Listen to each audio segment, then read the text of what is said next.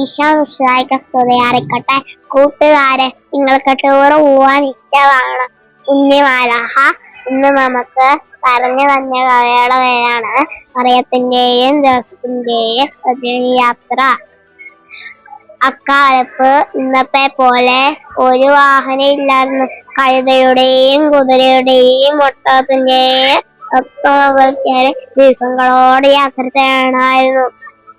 ഈ യാത്രയിൽ മറിയത്തെ മാന്ത്രിക ഒരുവനെ പോലെ മറിയത്തെ സന്ദർശിച്ചു. പിതാവ് പാണ്ടക്കെട്ട് കഴുതയുടെ പുറത്ത് കയറ്റിക്കെട്ടി.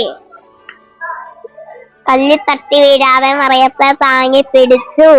ദിവസങ്ങളോടെ നടന്നു. യാത്രയാവുമ്പോ ഏതെങ്കിലും സക്കടങ്ങളില്ല, ഏതെങ്കിലും താളങ്ങളിലോ വിശ്രമിച്ചു. ഓരോ തുടപ്പിലും ദൈവത്തിന്റെ ജന്മത്തിനായി ഞാൻ ഒരുങ്ങി. മാലാഖ സത്യത്തിലൂടെ പറഞ്ഞു തരുമായിരുന്നു. രാജകീയ യാത്രയല്ല, ലോകരക്ഷണ വേണ്ടിയുടെ കഠിനമായ യാത്രയായിരുന്നു അത്. നമ്മളെ ലക്ഷ്യത്തിൽ എത്താൻ കഠിനമായ യാത്രകളൊക്കെ ആവശ്യമായി വന്നേക്കാം. വിശ്വാസത്തോടെ മുന്നോട്ട് പോവാനെന്ന ധൈര്യം നമുക്കുണ്ടായിരിക്കണം.